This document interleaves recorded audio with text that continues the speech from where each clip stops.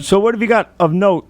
Well, Recent additions to the Rockland Business Journal. Yeah, busy week last week. I'll start with the drama that went on last Wednesday night over the Suez application. I think most people expected that the complete focus would have been on the traffic study that the planning board had ordered. We're talking about the application that Suez has before the Clarkstown planning board to relocate its headquarters to Tilcon's former offices at 162 Old Mill Road in West Nyack. And this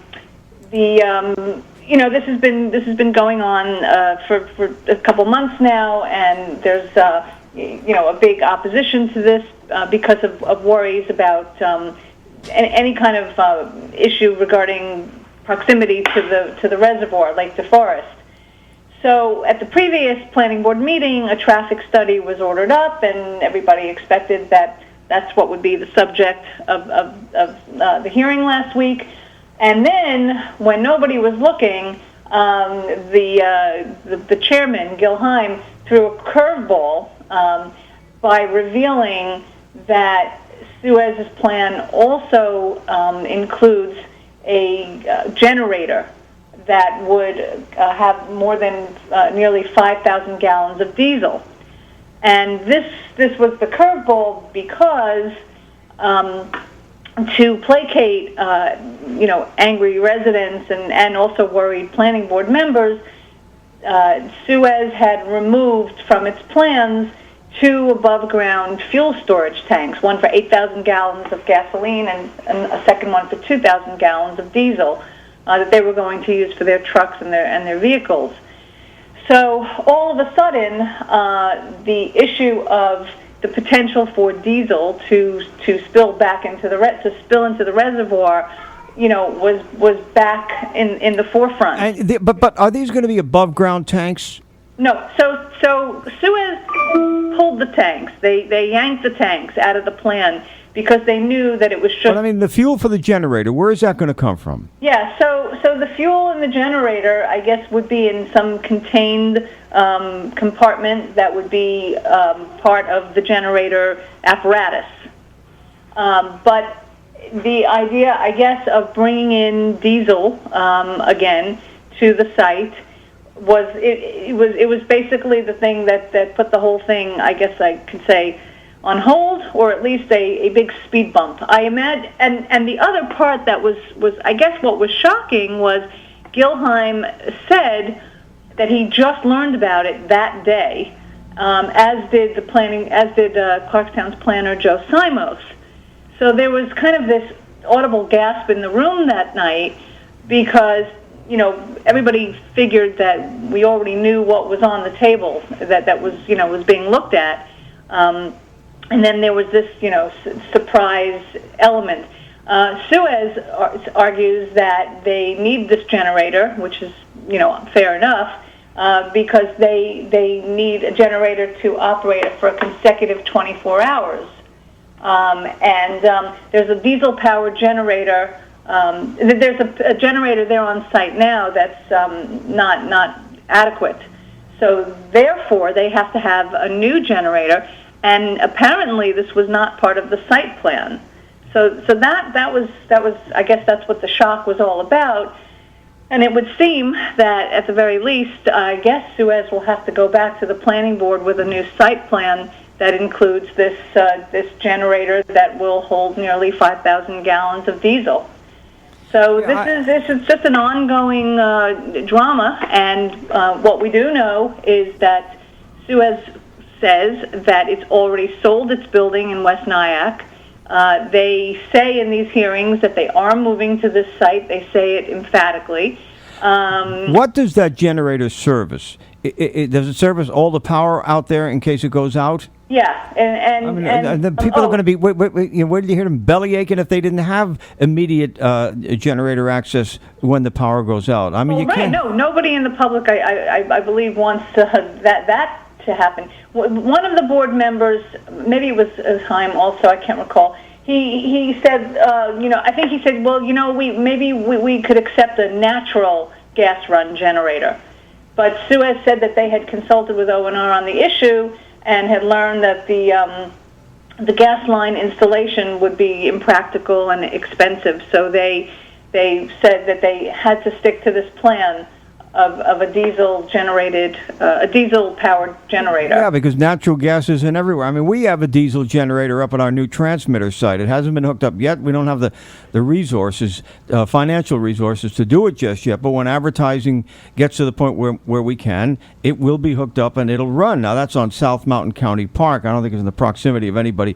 But, I mean, you got to do what you got to do. If there's no natural gas, diesel is the most efficient way to go. Right. I mean, all of these things make way to go. I meant all of these things make sense. Suez has been around for 50 years here. They're growing. They need more space. That makes sense. They need a new office. That makes sense. They should find a space, really, I guess, where they can put their storage tanks with the gasoline and the diesel for their cars and trucks, so that we don't have, so that the public doesn't incur any additional expense, for water because of that. I mean, I guess the bottom line is this the best site for this business? They seem to think that it is, no matter what adversity is thrown at them, and I guess there's a rather upset part of the population that is just not in favor of this project being so close to the reservoir. So, the drama continues. The nights are long in these hearings, and I don't know where it's all going to shake out. It's pretty intense, and we're watching it and reporting on it because we think it's an important story. Okay, what else you got? So that was that. Let's see. So Barnes and Noble was bought by a hedge fund for $683 million, and that's kind of. They were bought by a UK bookseller called Waterstones, and I think we're constantly talking about the endangered retailers and the shakeout and what's going to happen. So I think for Barnes and Noble, this buyout probably portends some sustainability. But I think that the question that it begs here in Rockland County is, will both of the Barnes and Nobles that we have here, one at the mall and at the Palisades Center, and one up at Rockland Plaza, will both survive?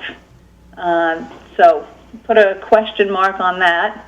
We'll have I like that store. My granddaughter gets books from there every once in a while that she needs for high school. You know what I really like? They sell LPs in there. Yeah, well, Barnes and Noble, every large book chain, competing with Amazon, which is just, an impossibility, I guess they've diversified. They sell, what do they sell? They sell gifts and games and fluffy things and calendars, and they've had to diversify away from the core thing of books, the core product. I mean, remember the old days when a bookstore was just a bookstore? Yeah, it was boring. Oh no, it was sacred. I love to go in there and have somebody read me the records that they have. They're not they're very specialized, I guess. There's a very limited selection, but the fact that the store sells records, I love it. Absolutely love it. Yeah, no, and they sell. I guess they sell DVDs and all of that. But the question is, will both, as this with this buyout, there will be a look at what's profitable and what isn't, and what needs to be downsized and what needs to be changed up. So will two Barnes and Nobles survive less than a couple of miles apart in the county? I don't know. Nobody knows yet. But that's something to watch. And we also, something happened at the county that is not a popular thing, let's say, to talk about widely, because a lot of people, this won't pertain to everybody, but Rockland County did approve a green energy financing program this week called PACE. And I'd like to say that just to note that RCBJ was the one that brought this story to light, and it helped move the legislature along to get it on its calendar and take a look at this. But the essence of it is that commercial property owners can apply for financing that helps clean energy financing through a program called Energize New York Open C-PACE program, or PACE,